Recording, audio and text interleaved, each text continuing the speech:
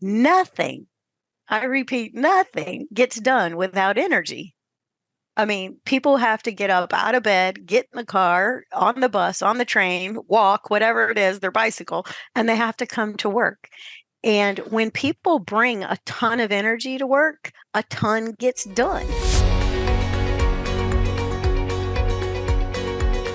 Welcome to the All-In Recruitment podcast by Manatal, where we explore best practices, learnings, and trends with leaders in the recruitment space. If you like our content, please subscribe to our channels on YouTube and Spotify to stay tuned for our weekly episodes. My name is Lydia, and joining us today is Nicole Greer of Vibrant Coaching and Consulting. Thank you for joining us, Nicole. Oh, it's my pleasure. Thank you for having me, Lydia. So let's jump right in, Nicole. Tell us about Vibrant Consulting and what are your key areas of focus here?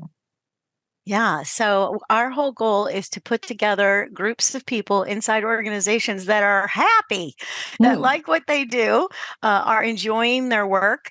They are the right person in the seat on the bus. We've all heard that one before. And really where that starts is in the recruitment process. Absolutely. And so when people are doing work they love, I find they work harder. Well, those are great goals, but of course, you need to look into what makes a happy employee and how do you define that, right? So one of the things that I noticed that you emphasize is recruiting vibrant employees. Is that right? Yes, it is. That's correct. So how do you define a vibrant employee, or rather, how do you identify vibrancy in a candidate? Yeah, I would say it is a lot about energy. So, when two people meet, they have oftentimes a connection. And so, what I tell recruiters all the time is see if you have a connection with this person, right? So, if somebody can build rapport easily and they are excited about being in the interview, I'll have people come to an interview while I'm recruiting, and it's like I'm kind of bothering them. The process is, they're not showing me smiles. They're not giving me some energy. And so I think it's a lot about somebody who can build rapport and has what we call soft skills. Somebody that's, puts me as the interviewer at ease. And when I try to put the interviewee at ease, they respond to my cues and they've got kind of the skills to have an interpersonal conversation. Because no matter what department we're in inside of the organization, engineering, accounting, the operations of the business, it doesn't matter. What matters is the little conversations that we have across the different departments and across teams and with the people on our team, and being able to speak to people, build rapport, and trust quickly is what I call a vibrant employee. And, there's 6 energies, Lydia, that people have. And when you're interviewing somebody and recruiting, you want to kind of take stock or make a list of these 6 energies and see if you notice that the person is displaying them. So the first energy is intellectual energy. So it's like, what kind of thinking does this person have? Are they positive? Right? That's a very important energy. Do they have a growth mindset? Have they continuously over their entire career grown, expanded, taken on more assignments? Do they have the ability to do more over a period of time, right? So intellectual energy. So they learn things, they grow, they are curious, they have the ability to study. They demonstrate, even if they don't have a formal degree, they've demonstrated that I go to trainings. I love any kind of information that I can take in and put to work for the company, right? The next energy is emotional energy. And emotional energy is, again, kind of this heartfelt, right? Like, so have you ever met anybody and you're just like, I really like this person. They're nice. Dare I say this, they're sweet, they're kind, they're open, they're generous. Like, if you're a loving, kind person, this makes a great employee. The next energy is spiritual energy. You are a good person and you are spirited. Right. So one thing that I love is if I'm talking to somebody and they're like, and so I got really excited about this project my leader put me on, or I was so happy, or I was ecstatic, right? So there's like this joy about doing work, right? We want the employee who's like, loves it. I love going to work. I love my work. So there's that spiritedness. And then the next energy is physical energy. I think it's really important to feel good in your body. So a lot of times I'll ask people when I'm interviewing them, what do you do for fun? If you're not at work, what are you doing? What do you do for fun? And if people tell me, oh, I go to yoga, I run, I lift weights, I walk the dog, I do Mhm. meditation, whatever it is, they're taking care of their body. And people who take care of their body feel better, and people who feel better do better work. Then there's social energy. And so I ask a ton of questions about, tell me about a time you worked with somebody who was great. What made him great? What is it like to experience you as a teammate? That's one of my favorite questions. Everybody write that down. What is it like to experience you? I asked them about their relationships with their past leaders. And, if they talk positively, and we've all had a bad leader, hello. But if we can talk positively, because even if I had a bad leader, I probably learned something, right? So if they talk positively or spin a Mm. negative situation positively, I love that. So that's the social energy. The other thing I like to do is I like to go out to things like LinkedIn and take a look at, are they active? Do they have their profile up to speed? Are they taking care of their career? Because see, what I want is I want people to work for me who want to have a career, a long-term stay with me and grow with me. And then finally, the last energy is money. And so one of the things that I think is so, so important is when you talk to people and you're interviewing them, that if somebody's real confident about the money that they want, and they are like, I make this much money, I get this bonus, I've made my bonus every year. I love that. I'm not scared of that. I'm like, okay, come on over here. We'll bonus you too, because we want results, right? So when somebody's confident about money, I know for a fact that they're going to be conscious of the money they spend on my watch. So when I'm recruiting for other organizations, I need somebody who's got money savvy, because we've got budgets, we got revenue goals, we've got all sorts of things that have to do with money. This business has to make money. Yeah, So those are the six absolutely. energies. Yeah, those are great energies, and those are, of course, it's a great framework to have for a recruiter to look out for these kinds of candidates, right? But Yeah. in terms of the mindset that a recruiter needs in order to approach recruitment from this angle, from the perspectives of the six energies that you just mentioned, what elements do they need? What kind of mindset do they need to go in? How do they need to prepare? Yeah, well, I think that they would need to, first of all, become very familiar with the six energies. And so I would actually have a piece of paper, right? Or some kind of Word document or Excel spreadsheet or something. And I'd have those six energies in there. And when I prepare for the interview, I would think about what would be a powerful question that Hmm. I could ask about any of those six energies. And I'd have a series of questions. And when you're interviewing, you don't use every question you prepare, because obviously you usually have a limited space of time to get the interview done. I usually have more questions than I need, but I like to have them, and then I would kind of go through those, right? And I think just like anything with recruiting, as you're beginning to interview people and share time with people in this process of recruiting, you're going to pick up. You're going to be like, oh, they like training. Oh, that's Hmm. good intellectual energy. And she has said the word, excited or awesome 4 times, right? So big words like marvelous, awesome, terrific, fantastic, those all are great words that tell me this person is spirited or they have great spiritual energy, right? And that's what we're looking for. So when we're recruiting, we're listening to every single word, because it tells us something about how that person thinks. And Hmm. that's really what we want, is we want to figure out, does this person think the way we want them to think? So they'll fit in. Right, and that actually comes with lots of practice and perhaps a lot of role playing for newer recruiters entering recruitment for different fields. In fact, moving on Mhm. to an organization, Nicole, why is this particularly important for an organization? I mean, to recruit people who are vibrant, who have these right Mm. energies, what might be the long-term benefit of moving recruitment or adding this element into the recruitment process? Yeah, well, it's everything. Because here's the truth of the matter. If you think about your business, your organization, whether it's nonprofit, government, corporation, whatever it is, nothing, I repeat, nothing gets done without energy. I mean, people have to get up out of bed, get in the car, on the bus, on the train, walk, whatever it is, their bicycle, and they have to come to work. And when people bring a ton of energy to work, a ton gets done. It's just physics, right? And so, one of the things that I'm always looking for are people that have can tell me stories about how they moved a process forward, or they got a result, or they solved a problem that nobody else could solve, or Mhm. they innovated something. Those are all signs to me that this person is highly energetic. And I'll give you an example. So I was interviewing for a company, Right. and they were looking for an engineer. Okay.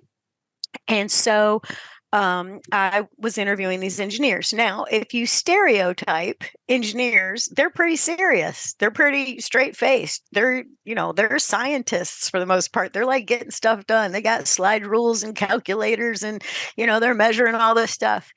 But even an engineer, all right, gets excited. So I'm interviewing this guy, and I was like, "Tell me about the most coolest project you were ever on." And like, even, somebody who might, if you gave them a personality assessment, would come back as like a C on the disc, or an INTJ or something like that, right? On the Myers-Briggs. He was like, "Okay, so I went out to San Francisco." Right. And he is not as animated as I'm talking right now, but he's like, "I went out to San Francisco, and we were like figuring out how to get these batteries to last a very long time, when a battery was inside of a car, and it's going up these hills in San Diego. And so we did this and we did that." And like, he got excited in his way. Mm. Like, he was like a little kid, like, and then we did this and it worked. And, you have children, I have children. And it's like, when your child is playing with something and they come report to you and they're like, "Look what I did." And they're all I bright mean, and yeah, yeah, yeah. And they're pretty looking shiny, the best. right? They're Yes. vibrant. That's right. That's right. Yeah. And so he was just real excited. But, he wasn't raising his voice and talking with his hands like I do. But I could feel that he loved what he was doing. And that's what gets people up out of bed and coming to work and figuring major stuff out. And that's what leaders need, is everybody out here working hard, figuring stuff out. Mhm. That's what we need. Yeah, and bringing that energy. I mean, it's a kind of thing that you need to maintain, or to some extent be able to manage that kind of energy, so that you keep it at a certain level that makes you productive and also adds value to the people around you in terms of vibrancy and positive energy, right? So what might be Mhm. some impediments towards creating a vibrant culture at work, and what really goes into fostering this type of culture? Yeah, well, the impediments are not hiring the right people. So that's the first thing, A right? baseline. And yeah, that's the baseline. And there's this thing called the employee life cycle. Hmm. And if you look in any human resource book out there, they've got the employee life cycle in there. And the first thing in there is the job placement ad. And I think that that is one of the most important places to start. So a lot of times, what recruiters do is they take the current job description of the vacant position, and they just take that job description and put it on Indeed, or put it out, wherever they're going to try to get people to recruit from, LinkedIn or wherever. That's a big mistake. A job description is a job description. A job ad is marketing for an employee. Okay. So when I place a job ad, it reads like this. It may vary, depends on the position. But for example, I was recruiting for a marketing person recently, and so the first thing on the top of the ad said, "Do you love marketing?"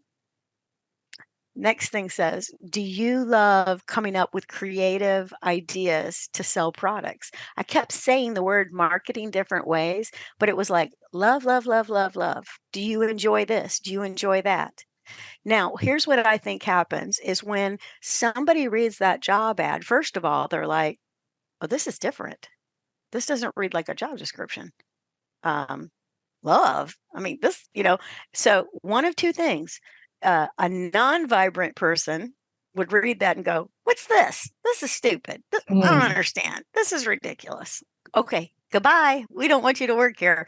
Okay. But somebody else reads it and they're like, "Yes, I do love marketing. I do love being creative. I do love like, working with teams." One of my things I'll put on there is, "Do you see the glasses half full?" I mean, I got like 10 things before it even gets to the job placement. That's interesting. It's almost a litmus effect that you have Yeah. on the Yeah. candidate, right? On the potential candidate. Yeah, so, like, if you're reading that going, "Oh my god, this is a different company. This is a vibrant culture. I wanna be part of that." So, people who match that kind of energy and really do love marketing are gonna jump all over that. So, I think the job ad is really, really important. The next thing I think that is so important, about building a vibrant culture and an impediment is that the recruiter has kind of like a wall up, like they're Mhm. not as friendly as they need to be.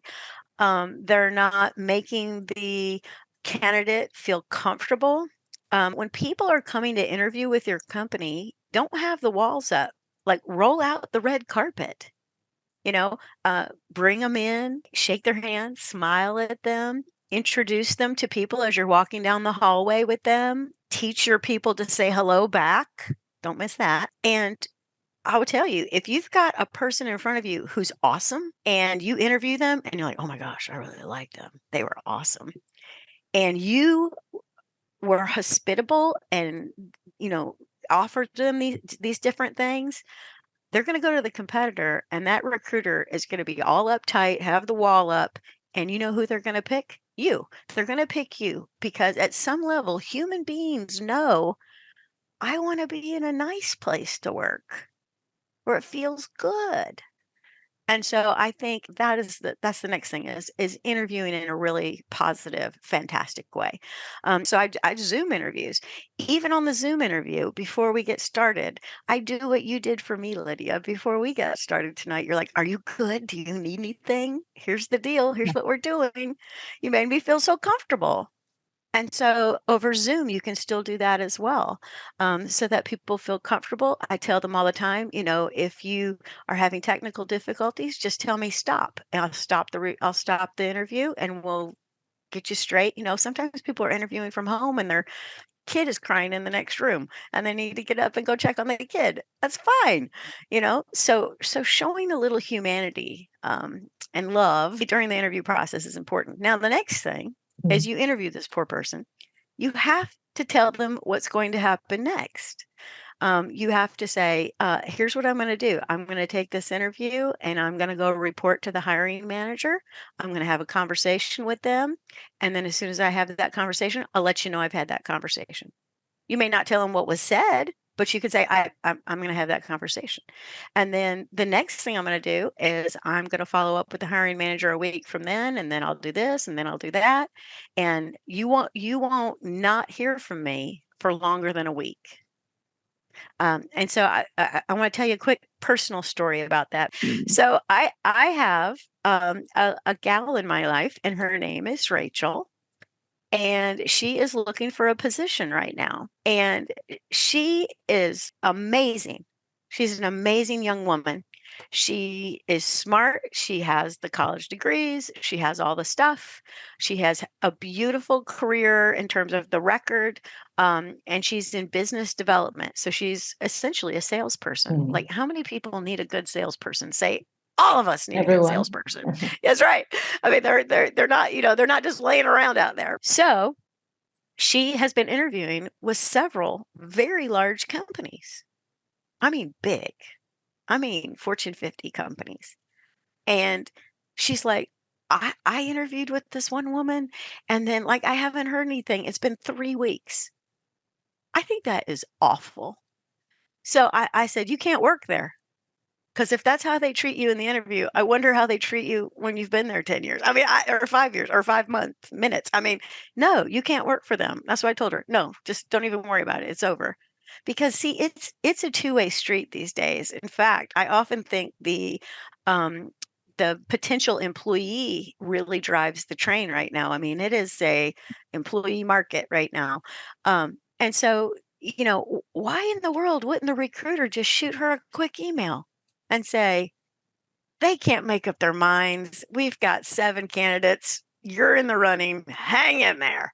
I mean, that's all you have to do. I mean, there's nothing wrong with that.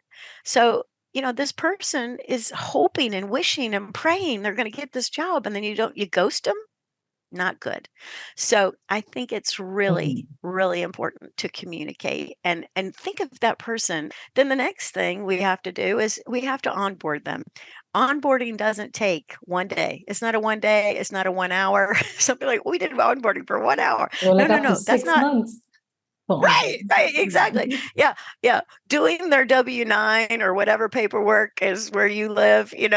That is not onboarding. That's paperwork. That's HR prerequisites or whatever.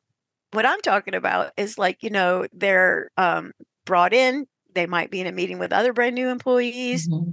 The hiring manager takes an entire day off their schedule to just hang out with this new person. Let me make sure you got your laptop. And that's another thing. Let me say something about that. I talked to a gal the other day. She got hired, and it took them 6 months to get her laptop. And I was like, how in the world is that even possible? All you got to do is like go on a website, and Dell will have it on your doorstep tomorrow. I mean, like, it's just a lack of care. It's a lack of care. And so those are the impediments, right? But if you flip the Mhm. script and you have a great job ad and a great interview and a great communication process, and you offer them the job and they take it, and you have a plan for their onboarding, a career path that is talked about in advance, and it's somehow documented in your HRIS system, or in the hiring manager's desk on a legal pad, however it all works. um, this person is going to be so stinking happy. They're going to be like, I made the right choice. Sometimes people are getting 2 or 3 offers for positions, and it's a big decision to take a job. It's huge. And sometimes we forget that. And the cost involved for them to let Oh, go of another opportunity to choose oh my you gosh. instead of the other, right? Oh And my so gosh. Absolutely. in moving into building those teams, right? I like how you spoke about, creating that experience. It's all candidate experience and bringing them Right. into the fold. And that's also the responsibility of the recruiter to make sure they've integrated and assimilated into that culture, right? So in terms of leaders looking to build vibrant teams, I mean, what might be the role or how does emotional intelligence play into it? I know you touched on this a little Oh, bit earlier, but yeah. Well, emotional intelligence is everything. So let me first just talk about what emotional intelligence is for a hot second, just to kind of make sure everybody's on the same page here with me. So, all day long at work, all day long during the interview process, we're receiving inputs. And we receive those inputs. They come into our body through sound, sight, uh, taste, touch, feeling, all that kind of good stuff. That's why hospitality is huge. So here's the thing: when you're interviewing, you're already uptight. You're already anxious. You're already worried. You're already hoping, wishing, praying you'll get this job. And so if we add to that negatively, you're going to have a bad interview. I thought this guy would work out. He wasn't so good in the interview. Well, you probably contributed to the problem. Okay. But if I am doing a very positive interviewing process, I'm going to help that person overcome their neuropeptides that are negative. Okay. Now, the average person gets what I call hijacked, okay, by their amygdala, which is their lizard brain back here.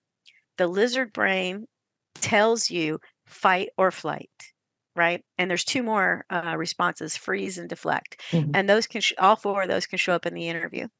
So when somebody can overcome anything that hijacks their amygdala, you have emotional intelligence, because between your amygdala and your prefrontal cortex, this is where all problem solving hangs out, is your limbic brain. And your limbic brain tells you you're mad, tells you you're happy, tells you you're frustrated, whatever. Now, if you have a candidate who is just flowing, even if it's it's nerve-wracking or whatever, maybe you do go 20 minutes over. Maybe you don't offer them coffee, you don't make them feel comfortable, but they're still smiling at Mm. you and they're still giving you good answers and they are still, in there giving it their best shot. That's a very emotionally intelligent person. Now, Nicole, there is the recruiter's mindset. This is something that they do. I mean, this is the job and this is the role that they play in order to get that experience running Yeah. or rolling within the organization, how they represent the company, and that experience just plays out that way. Now, when it comes to a hiring manager or a leader of a team to be able to cascade or emit that kind of energy, what does it take? Let's say a person who is just so entrenched in work and then suddenly they have to come out and interview this person and moods need to switch. So what goes Yes. into that? What is the real prerequisite for Maturity, being a grown up is what that is. And if you're in a leadership role, you should be able to flip the switch. Now, that's just emotional intelligence. If I'm an operations manager and I just had my machine on the manufacturing floor breakdown, that? I've been fiddling around with it all morning long. It's been seriously frustrating. But oh my gosh, I have an interview today at 2 o'clock. You can't bring that. You're not allowed to. You're a leader. You get paid the big money to be able to go, hello. I mean, it's just that simple. And so, you just turn this off and turn that back on. And as soon as this interview is over, because what is the job at hand? The job at hand is to make this candidate feel comfortable, Mhm. to make this candidate have the best opportunity to be introduced to your company in a great way. So you have to be mature enough to turn off the switch and turn off on the switch. And people say, well, that's hard. Only if you think it's hard. You know that Henry Ford, I think, was they said, if you think you can, you can. If you think you can't, you can't. I mean, there's a lot of truth in that. And so I'm having a bad day over here, but I got to go be pleasant over here. I just shut this off and I turn this on and I'm sparkly over here. And you can do it. Everybody can do it. We do it all the time. In terms of maintaining that kind of engagement for an employee, they're 6 months into the role, or maybe 3 months into this role, and you want to be able to maintain and even increase the engagement level in a vibrant team that you've just built. So, what are some strategies or maybe some tactics that leaders need to consider so that they can maintain or even increase this kind of engagement from a new employee? Oh, yeah. All right. Well, there's a couple of things. One is leaders need to be visible. So you need to be wandering around your facility. If you are in a home office and you have locations, you got to get in your car and drive to the locations.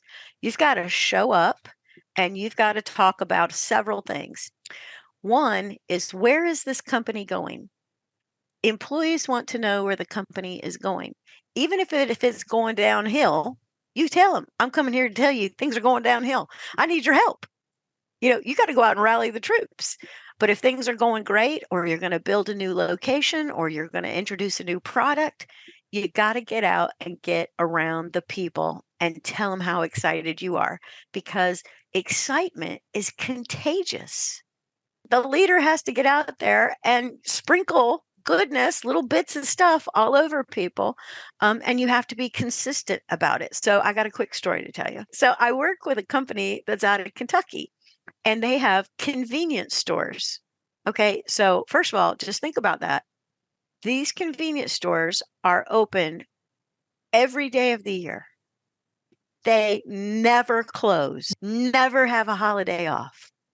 So just think about that. This is one heck of a business to be in. And it requires one heck of an employee to want to work in that scenario. Just think about it, right? Your people are like, we want 4-day work weeks. Imagine if you had 7-day everyday work weeks, right? So he is an amazing man. And when he comes in the door, they go up the feeling scale. They are excited because he's coming to visit. Now, you know what he does when he's there? He takes Mhm. a toothpick and he runs it around the edges of like the glass that's in front of the food. Right? And he looks at the toilet to see if it's clean enough. He goes out, lifts up the lids of the trash can, and says, we need to rinse this trash can out right here. and he inspects the whole joint. But because he's out there wandering around, they love him. And they clean the toilets and they do all the stuff and they are excited to see him. All right. So you got to get out there and work with your people. All right. The second thing that I would say is when you are out wandering around, you need to give really good feedback. Okay. And so I have a little recipe for feedback. I call it a C3.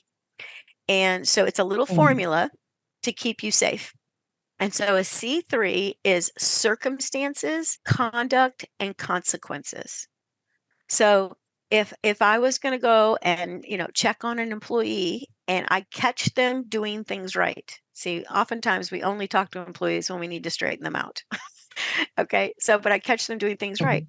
So, for example, today I was working with a manufacturing organization here in North Carolina, and there's a young man there. His name is Skylan, and so Skylan is very courteous, very generous, really nice kid. So, we catch him working hard and helping somebody. So we would have this kind of C3. Skylan, today I was watching you work. There's the circumstances, and it's today, all day. And here's the conduct. You are helping your coworkers. You are smiling all day. Like, you have a big smile on your face. And consequently, you are such a contribution to our team. And I know people are feeling good when they work with you. And that means everything. You know what, Skyland? That's how we build a vibrant culture around here. So keep that up. So every time I see Skyland, you know what he's going to do? He's gonna smile at me. He's gonna have this big cheesy grin on his face. It's gonna be fantastic. And he's probably gonna keep helping. So if you tell people they're doing good and you are very clear, helping people and smiling, you're gonna get more of that. But if you don't call it out, people are like, they don't even notice how much I'm smiling and how much I'm helping. So I don't care anymore. So I'm not gonna do that. Because you use the words engagement. See, engagement, a lot of people are confused, Lydia. They're like, let's have pizza parties. Nah. Exactly, and so how do you define engagement in a vibrant culture? Because there can be so many things. Engagement in the sense of knowing what your role is, how you contribute to the bigger picture, and being confident in how you can add value to a team, and as a consequence, taking pride in your work, and then that becomes a point in which that makes you a vibrant employee. But it can take so many different meanings. So tell me, Nicole. Yeah. So employee engagement. It's not as fancy as we think it is. Like, there's entire books on it, and read the books. I'm all about reading. But it's really about, like, do I know what Lydia wants to do with her career?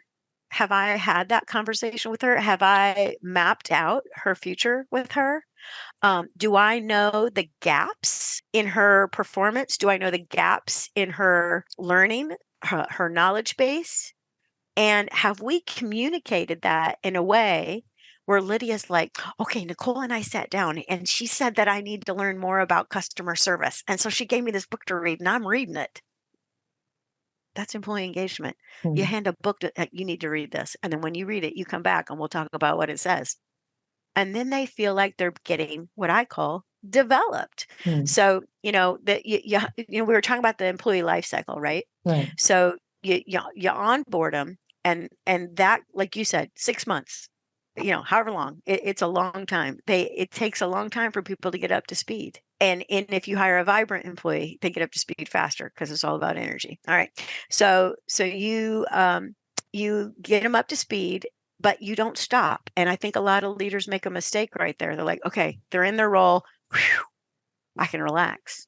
You never, ever get to come off the gas pedal with Mhm. your employees. If you have 20 direct reports, which I'm sorry, that's a lot, but if you have 20 direct reports, you have 20 different conversations at least every 6 weeks, talking about, what are you learning? What do you need to do? How can I resource you? How's it going? Here's some feedback. Now, in my career, the leaders I worked for that helped me get better, I loved them. The ones that I didn't hear from, I never saw them. I was like, I don't work hard for that person. But if you pay attention to me with intention and attention, I'll work my fanny off for you. I will work because I feel like somebody's watching and they care. And here's the deal. Typically, people who grow, there's going to be a position for them. They're going to get promoted. There will be a payoff. I've even worked with people where we created a role. We're like, Hmm. oh my gosh, she got so good at that. We just said, do that. And we'll figure out somebody else to do that thing you were doing.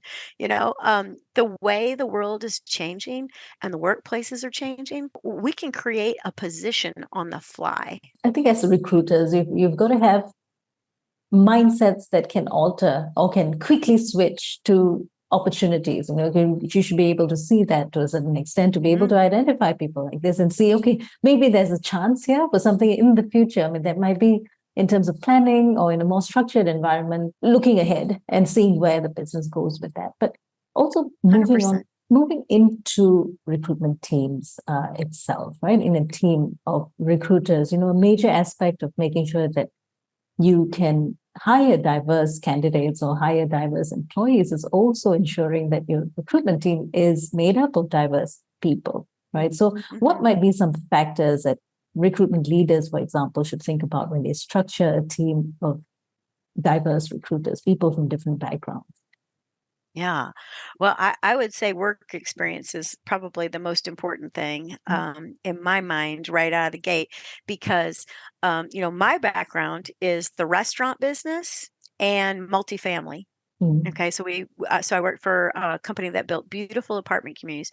So very high customer touch, very high customer service orientation. You've got to have somebody on your recruiting team who gets, knows, understand, been there, done that. I have done customer service. Okay, because really recruiting, as I have tried to say, is like about customer service. The candidate is a customer of us right now. Mm. So I think that's important. So if I am a manufacturing facility and I need a recruiter, it would be great to have somebody who was retail, who was in hospitality, somebody who was in government, somebody who was in a nonprofit. And so in having these recruiters from different spaces, because they're going to have a different heart for things, they're going to have, again, different intellectual levels, right? Emotional space, spiritedness. So I think that's super important is the background that they come from.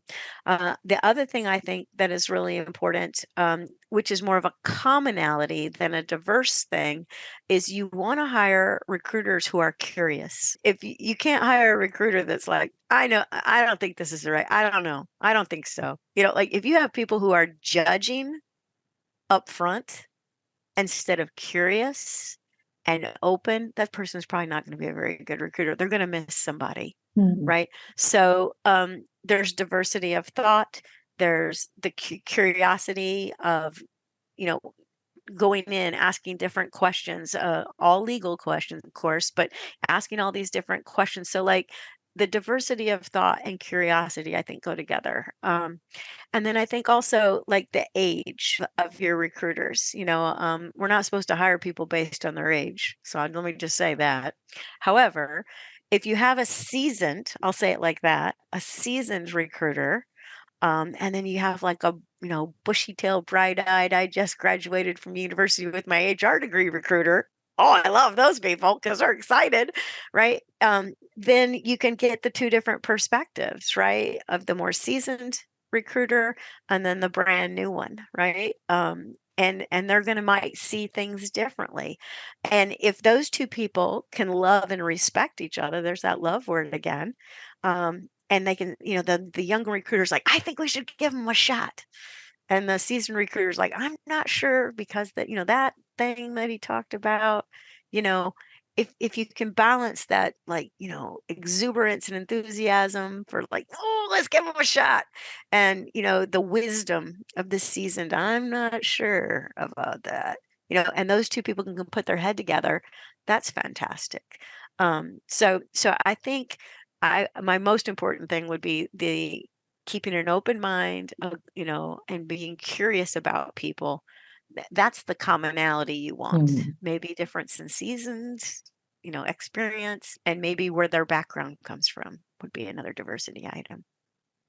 Yeah, I really enjoyed this conversation, Nicole, particularly looking into just really what sort of energies are you emitting or are you giving out as a recruiter, and what kind of energies do Hmm. you accept, in that exchange, right? Of being in the people business, this is absolutely critical. I mean, that's the sensing and the communication always go together, and then there's also the quantifying of these things and being able to put them into a framework. So it's been enjoyable. I really loved this conversation. Thank you very much for Me your too. time and your insights, Nicole. I love your stories also. So where can the audience connect with you?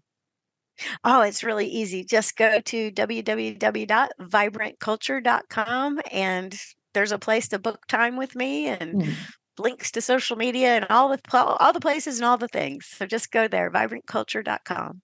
excellent. And we have been in conversation with Nicole Greer, executive coach, consultant, and recruiter at Vibrant Coaching and Consulting. Thank you for joining us this week. If you like our content, please subscribe to our channels to stay tuned for more weekly episodes of All-In Recruitment.